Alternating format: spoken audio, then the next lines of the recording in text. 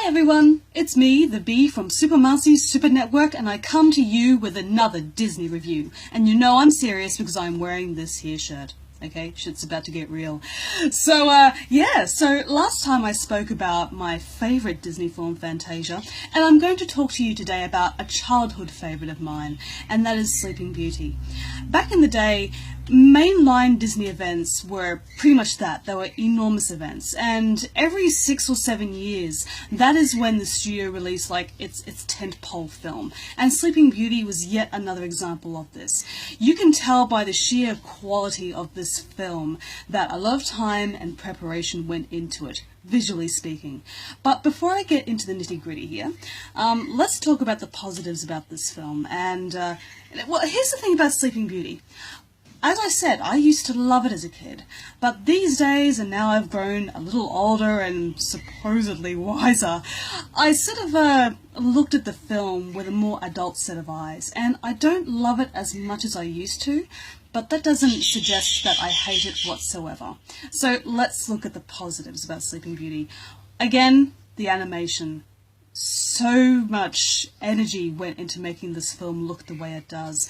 The way I see it, it was pretty much modelled on the way, like, it was kind of modelled on how a stained glass medieval church would have, like one of those stained glass windows, like showing icons and, you know, stories about Christ and that sort of thing.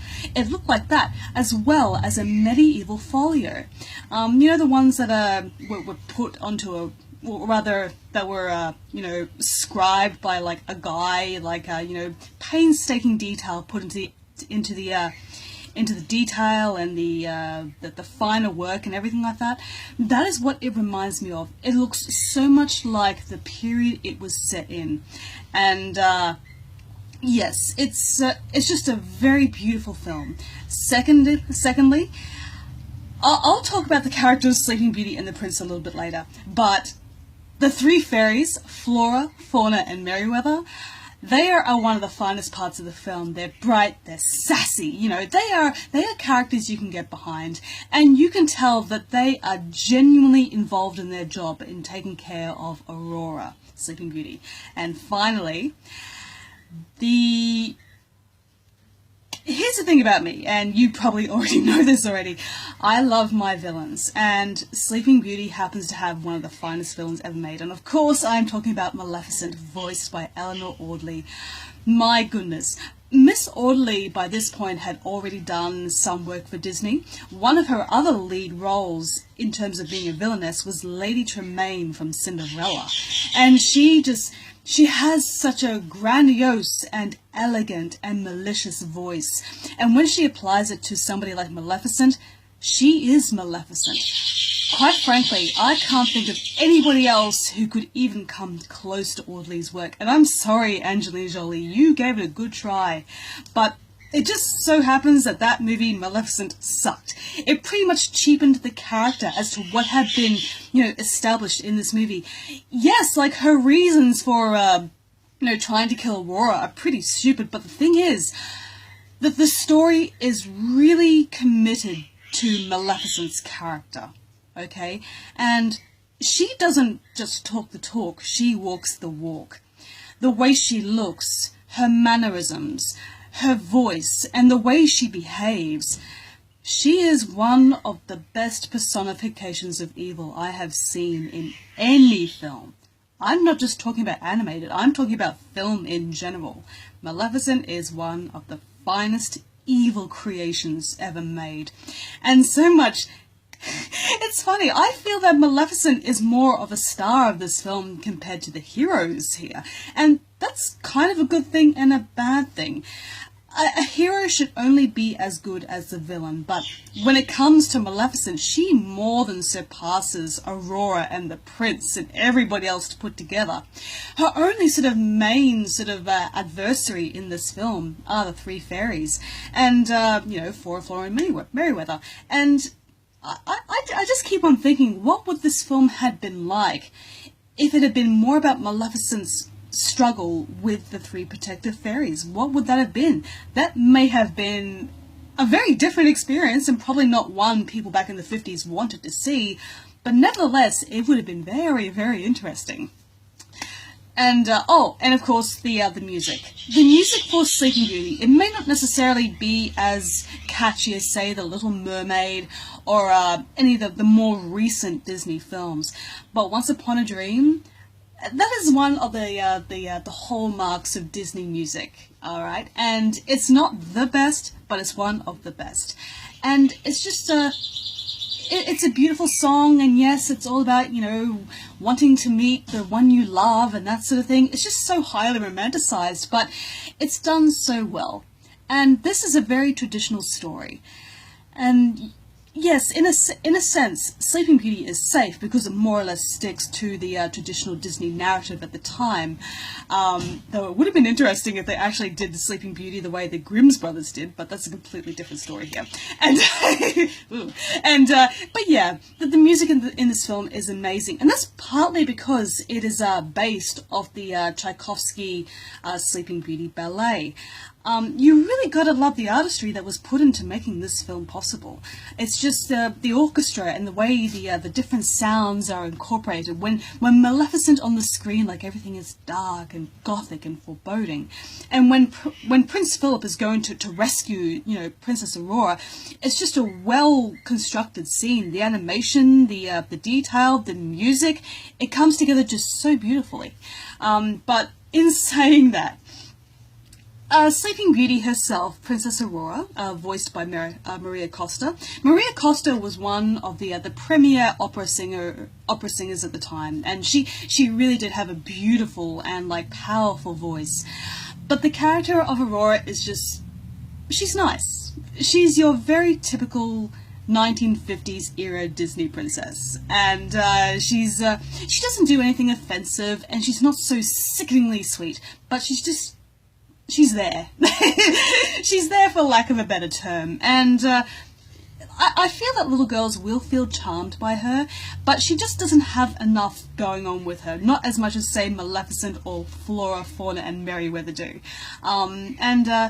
You do sort of feel for her peril, especially towards like the last part of the movie when she's been taken back to the castle and, you know, being told to wait there. And, you know, she's had her heart broken because she's under the impression that she will never ever get to see Prince Philip again, even though she doesn't know it's Prince Philip. She just thought of him some like handsome guy she met in the woods. Yeah, you do feel that sense of sadness, like when she cries at the mirror, but, you know, there's no sort of real human connection there. And also, the other part of the coin here, Prince Philip.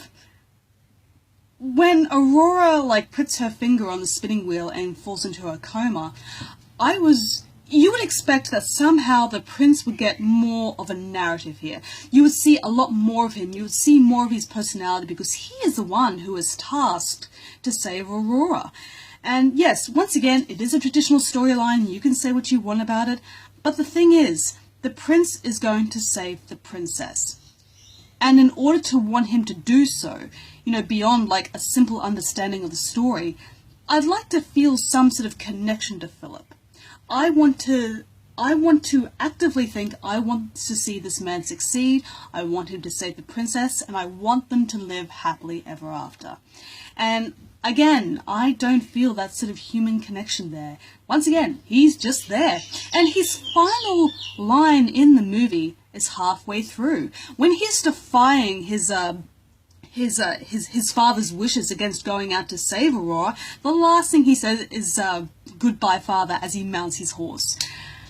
That's it. He doesn't speak at all for the rest of the movie. Not even when he's fighting the dangerous and scary massive dragon that Maleficent turns into.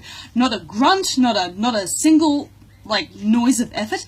Nothing. He is silent. And throughout that entire battle, it's Flora, Fauna, and Merryweather who are offering like the sense of the stakes as to what's going on here. They're instructing him, they're helping him, and he doesn't even say a single thing to them in return. It's just like, I don't care. I know that sounds horrible, but even the tale of Sleeping Beauty has been done to death. We know this. but it's still a good thing when your characters are given a little more attention to detail. If you can care about them in one way or another, that's all you need. We don't need to go into this man's backstory or his his deep heart or anything like that. We need him as he is in the here and the now. Alright, and we don't get that. But otherwise speaking, for all of its flaws, Sleeping Beauty still does rightly deserve its reputation as being one of Disney's finest hours. And I have to say, one of the most scariest scenes I have ever witnessed is in this film. And spoilers, even though this movie is like 60 or so years old, but well, spoiler. So when Aurora is back at the castle and she's being left to her own devices by the three fairies are supposed to be protecting her from Maleficent, okay? And this neglection of duty dearly costs them. So as Aurora is left in this room, an apparition of Maleficent appears in the fireplace. And it's just so beautifully low-key and subtle, because the fireplace is shown like, bathed in darkness, okay? And suddenly, like, this melody starts to play, a haunting melody. And Aurora sort of hears her name being called, like she looks around the room, and she sees in this fireplace a pair of yellow eyes staring back at her. And it's a beautifully, eerily executed scene. It doesn't go overboard. It doesn't, try to, call attention to its scariness. It's just happening. This is Maleficent's, one of Maleficent's most sort of subtle yet very scary scenes. When she's leading Aurora up the staircase into the tower where the spinning wheel is. It's so wonderfully done. And yeah, you really need to see it to get the full measure of it, but trust me, when I was like 5 or so years old, I was kind of creeped out, but at the same time I was very strangely compelled. And that goes back to how the scene is carried out. It's almost like being pulled into a nightmare. And not one of those over-the-top nightmares, but one you just can't escape. It's like a siren song. Very, very good. So that being said, Sleeping Beauty, like I said, it used to be a childhood favourite of mine, but as time goes on and your eyes start to like open and the way you sort of look at films that you used to love, like the sense of nostalgia is still there, but with it comes a world-weary wisdom. And unfortunately, Sleeping Beauty does not necessarily live up to our contemporary standards, but by God, it still does quite a few things right. So I give Sleeping Beauty a 3 out of 5. A solid 3 out of 5.